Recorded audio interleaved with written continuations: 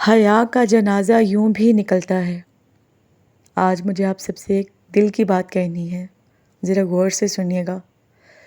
جو عورتیں سیلفی لینے کی شوقین ہیں نا، وہ یہ بات یاد رکھیں کہ آپ کی تصویر فیس بک، ایمو، واٹس ایپ اور ہر وہ سافٹ ویئر جو آپ کے موبائل میں ہے، اس کے کمپیوٹر سیور پہ آٹومیٹکلی اپلوڈ ہو جاتی ہے، اور آپ ان کے کمپیوٹر سے اپنی تصویر کبھی بھی ڈیلیٹ نہیں کر سکتی۔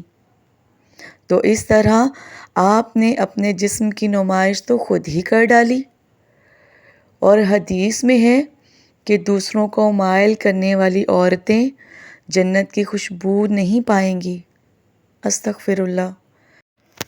اور آپ کے موبائل میں جب تصویر ہوتی ہے تو آپ کو یہ بھی علم نہیں ہوتا کہ وہ تصویر کہاں کہاں شیئر ہوگی، کون کون اسے دیکھے گا اور کون اسے سیو کرے گا۔ اور جب تک وہ تصویر آگے شیئر ہوتی رہے گی نا، آپ کو گناہ ہوتا ہی چلا جائے گا۔ کچھ لوگوں کا خیال یہ بھی ہے کہ چہرے کا پردہ نہیں ہوتا۔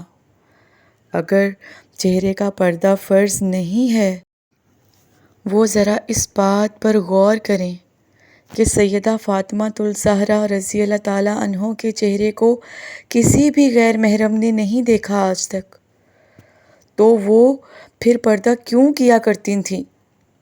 ایک منٹ کے لیے اس بات کو ضرور سوچیے گا۔ سچ ہے، گہری ہے یہ بات۔